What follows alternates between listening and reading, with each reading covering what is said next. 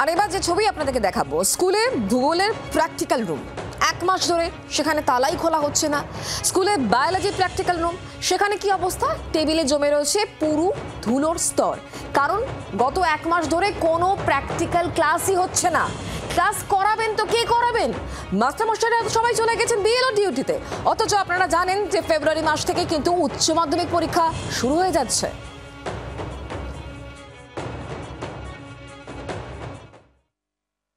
বিটিরোড government sponsor স্কুলের বায়োলজির 2 জন টিচারই চলে গেছেন বিএলএ ডিউটিতে। আর ফলে বায়োলজির ক্লাস তো দূরের কথা, প্র্যাকটিক্যালও কিছু হচ্ছে না। এই হচ্ছে স্কুলের যে বায়োলজির যে রুম, সেই বায়োলজির যে প্র্যাকটিক্যাল রুম, সেই বায়োলজি প্র্যাকটিক্যাল রুমের সামনে আছি। আমরা দেখতে পাচ্ছি স্কুলে তালা দেওয়া রয়েছে। আপনি তালাটা খুলছেন আমাদের রুমটা দেখানোর জন্য। কতদিন পর তালা খুলছেন? প্রায় 1 মাস। 1 মাস বায়োলজি প্র্যাকটিক্যাল হয়নি? না, 1 মাস ধরে কিন্তু তারা বায়োলজির যে প্র্যাকটিক্যাল রুম, সেই প্র্যাকটিক্যাল রুমে তারা ঢোকেনি। চলুন দেখি 1 মাস পরে প্র্যাকটিক্যাল রুমের ভেতরে কি অবস্থা।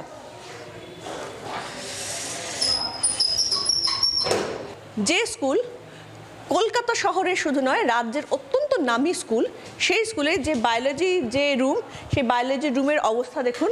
এই 1 মাস ধরে এই রুম খোলা হয়নি। চারিদিকে আমরা দেখতে পাচ্ছি যে অবিন্যস্ত অবস্থায় সমস্ত কিছু পড়ে রয়েছে। আর এই যে টেবিল, যে টেবিলে বায়োলজির নানান যে প্র্যাকটিক্যালগুলো হয়, সেই টেবিলের মধ্যে দেখতে পাচ্ছেন ধুলো জমে রয়েছে। 1 মাস ধরে এই রুম খোলা হয় না, তার কারণ রুমে প্র্যাকটিক্যাল ক্লাস হয়। আমরা দেখতে পাচ্ছি যে এখানে বিভিন্ন প্র্যাকটিক্যালের যে জিনিসগুলো রয়েছে, যে সরঞ্জামগুলো লাগে, সেই প্র্যাকটিক্যালের সমস্ত জিনিস রয়েছে, বিভিন্ন জিনিস রয়েছে আমরা দেখতে পাচ্ছি, কেমিক্যালস রয়েছে ইত্যাদি, যা যা দরকার সেগুলো সমস্ত কিছুই রয়েছে এখানে স্টুডেন্টদের শেখানোর জন্য। কিন্তু 1 মাস ধরে এই প্র্যাকটিক্যাল রুম খোলেই না। তার একমাত্র কারণ হচ্ছে যে এই প্র্যাকটিক্যাল রুমে স্টুডেন্টরা আসবে, তাদেরকে প্র্যাকটিক্যাল কে করাবেন? যে 2 জন টিচারের বায়োলজির প্র্যাকটিক্যাল করানোর কথা বা বায়োলজি ক্লাস নেওয়ারও কথা, সেই 2 জন টিচারই চলে গেছেন বিএলএ ডিউটিতে। ফলে বায়োলজির কোনো ক্লাস হচ্ছে না স্কুলে, আর প্র্যাকটিক্যাল তো দূরস্থ। আর সেই জন্যই জমছে এরকম মোটা পুরু ধুলোর স্তর। জি 24 ঘন্টার জন্য ক্যামেরায় কমলের সঙ্গে শ্রেয়সী, কলকাতা। এটা কোনো একটা স্কুলের ছবি নয়, কিন্তু বিচ্ছিন্ন ঘটনা নয়, এটা গোটা রাজ্য জুড়েই সার্বিক একটা ছবি আমাদের প্রতিনিধি তুলে ধরছেন। শিক্ষক শিক্ষিকারা তারা কি বলছেন শোনাবো। আমাদের স্কুলে প্রায় অচলাবস্থা, কোনো ডেটাবেস মেনটেন করেনি নির্বাচন কমিশন। তারা শিক্ষা দপ্তরের সাথে আলোচনা না করে নিজেদের ইচ্ছে মতো তারা টিচার তুলে নিয়েছে, যার জন্য আমাদের প্রায় 1400 স্টুডেন্ট, আমাদের স্কুল থেকে 27 জন টিচারকে তুলে নেওয়া হয়েছে। কথা বলবো শ্রেয়সী গঙ্গোপাধ্যায় এই মুহূর্তে আমাদের সঙ্গে রয়েছেন, আমাদের প্রতিনিধি সরাসরি। শ্রেয়সী, সামনে পরীক্ষা, মানে পরীক্ষার মরশুম ইতিমধ্যে শুরু হয়ে গেছে আমরা জানি। তার মানে পরীক্ষায় যারা বসবেন, যারা উচ্চ মাধ্যমিক পরীক্ষায় বসবে, তারা তার মানে হাতে কলমে প্র্যাকটিক্যাল পরীক্ষার জন্য প্রস্তুতি না নিয়ে বসবে, ছবি তো তাই ধরা পড়ছে। একেবারে দেখো, বিটিরোড গভর্নমেন্ট স্কুলে, গভর্নমেন্ট স্পন্সর যে স্কুল, সেই স্কুলে এই মুহূর্তে আমরা রয়েছি। এবং এখানে অ্যানুয়াল পরীক্ষা তো এফেক্টেড, অর্থাৎ ডিসেম্বর মাস থেকে অ্যানুয়াল পরীক্ষা হচ্ছে 6 থেকে ক্লাস 9 পর্যন্ত। সেই অ্যানুয়াল পরীক্ষা তো এফেক্টেড, কারণ স্কুলের মোট যে 25 জন টিচার রয়েছে, তার মধ্যে কিন্তু 13 জন টিচারকেই কিন্তু কার্যত তুলে নেওয়া হয়েছে। এখন এক্ষেত্রে এর পাশাপাশি ধরো সব থেকে সমস্যা যেটা, সেটা হচ্ছে যে স্কুলের যারা এইচএস এর ক্যান্ডিডেট রয়েছে, অর্থাৎ ঠিক ফেব্রুয়ারি 12 তারিখ থেকে উচ্চ মাধ্যমিকের পরীক্ষা শুরু হচ্ছে, 4th সেমিস্টারের পরীক্ষা শুরু হচ্ছে। কিন্তু স্কুলের বায়োলজির যারা টিচার, সেই টিচার তুলে নেওয়া হয়েছে। স্কুলের জিওগ্রাফি, সেই জিওগ্রাফি টিচারও তুলে নেওয়া হচ্ছে। এই হচ্ছে দেখো স্কুলের যে জিওগ্রাফি যে প্র্যাকটিক্যাল রুম, সেই প্র্যাকটিক্যাল রুমের অবস্থাও কিন্তু একই অবস্থা। সেখানে কিন্তু লাস্ট 1 মাসে 1 দিন বলা যায় প্র্যাকটিক্যাল ক্লাস হয়েছে, কিন্তু অন্য কোনো ক্লাস হয়নি। সেখানেও কিন্তু দেখো চারিদিকে কিন্তু একবারে পুরো যে ধুলো, সেই ধুলোর কিন্তু আস্তরণ রয়েছে, চারিদিকে পড়ে রয়েছে। এই হচ্ছে প্র্যাকটিক্যাল ক্লাস। ফলে কার্যত কিন্তু সবথেকে বড় কথা যেটা, সেটা হচ্ছে যে থিওরিটিক্যাল ক্লাসে টিচাররা ক্লাস করতে পারছেন না, সেটা একটা বিষয়।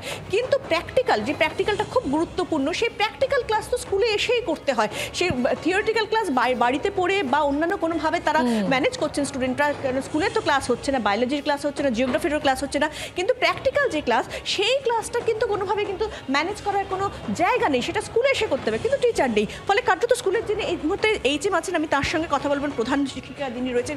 কি অবস্থা আপনাদের স্কুলের? আমাদের স্কুলে এই মুহূর্তে ভীষণ খারাপ অবস্থা, খুব কঠিন পরিস্থিতি। আমাদের স্কুলের এই মুহূর্তে বায়োলজি ক্লাস, প্র্যাকটিক্যাল ক্লাস আমাদের আরও জিওগ্রাফির যে দুজন টিচার তাদেরও তুলে নেওয়া হয়েছে, কোনো প্র্যাকটিক্যাল ক্লাস হচ্ছে না। এবার বাচ্চারা ব্রড কোয়েশ্চেনে পরীক্ষা দেবে, তাদের থিওরিটিক্যাল ক্লাসও হচ্ছে না। আমার 13 জন টিচারকে তুলে নেওয়া হয়েছে। আমি ইলেকশন কমিশনের দপ্তরে গিয়ে জানিয়েছি, তারা কোনো রকম ব্যবস্থা নেয়নি, অপরিকল্পিতভাবে টিচার তোলা হয়েছে।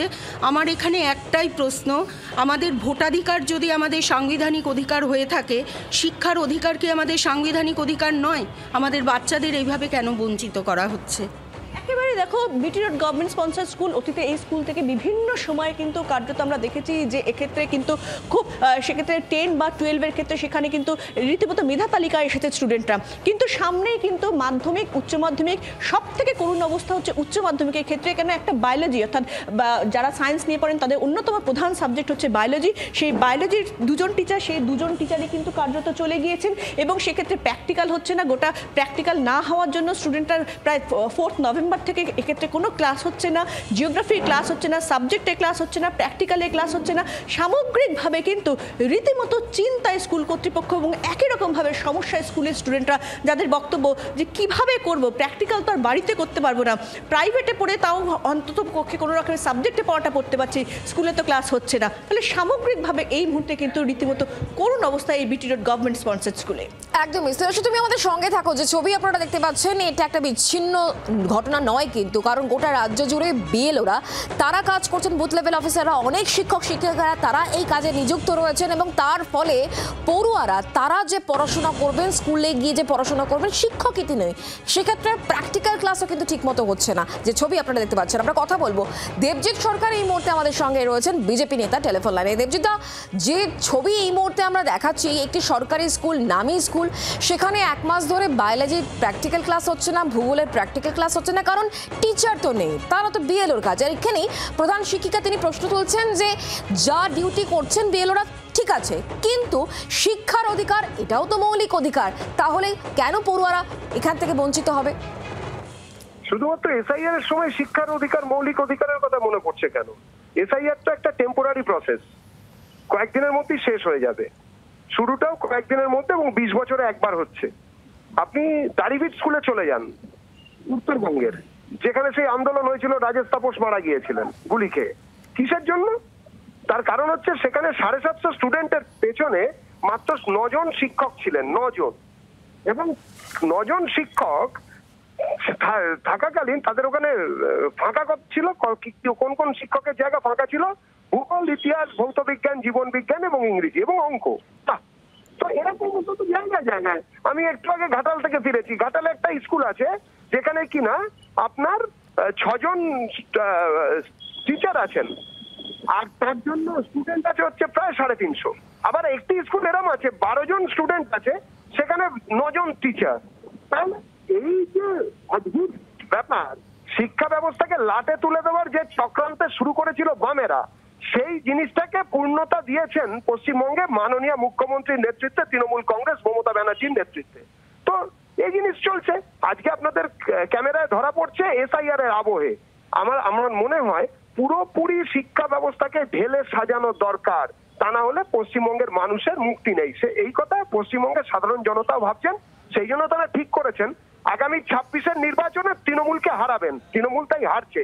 26-এর নির্বাচনের পরে তৃণমূল কংগ্রেসের সরকার আর থাকবে না। ধন্যবাদ আমাদের সঙ্গে টেলিফোন লাইনে থাকার জন্য। দেবজিৎ সরকার বিজেপি নেতা আমাদের সঙ্গে ছিলেন টেলিফোন লাইনে। যে ছবি দেখতে পাচ্ছেন সেটা স্কুলের ছবি, এবং এই স্কুলে প্র্যাকটিক্যাল ক্লাস, মানে বায়োলজি প্র্যাকটিক্যাল বলুন বা জিওগ্রাফি প্র্যাকটিক্যাল বলুন, সেই ক্লাস হচ্ছে না, কারণ 4 তারিখ থেকে 4 নভেম্বর থেকে এখানে যে টিচাররা, বিশেষ করে ভূগোল এবং বায়োলজি টিচাররা, তারা কিন্তু বিএলওর কাজ করছেন। তাহলে প্র্যাকটিক্যাল ক্লাস করাবেন তো কারা করাবেন? আর এই জায়গাতেই কিন্তু প্রশ্ন উঠছে, সামনে যেহেতু উচ্চ মাধ্যমিক পরীক্ষা রয়েছে, তার আগে যদি প্র্যাকটিক্যাল ক্লাস না হয়, পড়ুয়ারা তো একেবারে অথই জলে পড়ে যাচ্ছেন। আর এখানেই প্রধান শিক্ষিকা তিনি বলছেন যে ক্লাস তারা করাতে পারছেন না, কারণ এখান থেকে 13 জন শিক্ষক শিক্ষিকাকে বিএলওর কাজ করতে হচ্ছে, তার ফলে পড়াশোনা যে বিঘ্নিত হচ্ছে তা তিনি জানাচ্ছেন। যে ছবি দেখতে পাচ্ছেন, বিটি রোডে একটি গভর্নমেন্ট স্পন্সর স্কুল, এবং সেখানেই কিন্তু এই ছবি। তৃণমূল কংগ্রেস নেতা সুদীপ রাহা এই মুহূর্তে আমাদের সঙ্গে রয়েছেন টেলিফোন লাইনে। সুদীপ, যে ছবি এই মুহূর্তে আমরা দেখাচ্ছি, একটি নামী সরকারি স্কুল যেখানে প্র্যাকটিক্যাল ক্লাস হচ্ছে না, না, জিওগ্রাফি বলুন কিংবা বায়োলজি প্র্যাকটিক্যাল ক্লাস হচ্ছে না, কারণ যারা টিচার তারা এই মুহূর্তে বিএলওর কাজ করছেন। আর এই জায়গাতেই প্রশ্ন, তাহলে পড়ুয়ারা তারা শিক্ষার অধিকার থেকে কেন বঞ্চিত হবেন, বলছেন প্রধান শিক্ষিকা। খুব স্বাভাবিক, একটা সংকট তো তৈরি হয়েছেই, এবং পক্ষান্তরে দেখতে গেলে এই সংকটের দায়িত্ব নির্বাচন কমিশনের। নির্বাচন কমিশনকে এই দায় নিতে হবে।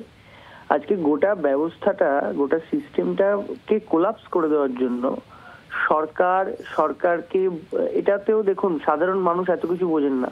এখানে বদনামটা হয় সরকারের, শিক্ষা দপ্তরের, স্কুলের হেডমাস্টার, স্কুলের ডিআই, তাদের কাছে, তাদের বিরুদ্ধে মানুষের ক্ষোভ তৈরি হয়। কিন্তু আসল যে পরিস্থিতিটা তৈরি হয়েছে সেটা নির্বাচন কমিশনের এই উইমসিক্যাল ডিসিশনের জন্য তৈরি হয়েছে। এই চিত্র আমাদের দেখতে ভালো লাগছে না, এবং বারবার আজকে আবার তো এটা প্রমাণ হলো, বা বিভিন্ন ঘটনা থেকে প্রমাণিত হচ্ছে যে একটা আনপ্ল্যান্ড এসআইআর প্রক্রিয়া, যে আনপ্ল্যান্ড এসআইআর প্রক্রিয়াটা করতে গিয়ে কার্যত নির্বাচন কমিশন তারাও হিমশিম খাচ্ছে, এবং যারা নাগরিক তারাই কারোর প্রাণ যাচ্ছে। কোথাও নাগরিক পরিষেবা থেকে মানুষ পাচ্ছে না, কোথাও আবার বিএলওরা আত্মহত্যা করছে। অত্যন্ত দুর্ভাগ্যজনক। ধন্যবাদ আমাদের সঙ্গে টেলিফোন লাইনে থাকার জন্য। বাংলার আওয়াজ, বাঙালির আবেগ, জি 24 ঘন্টা।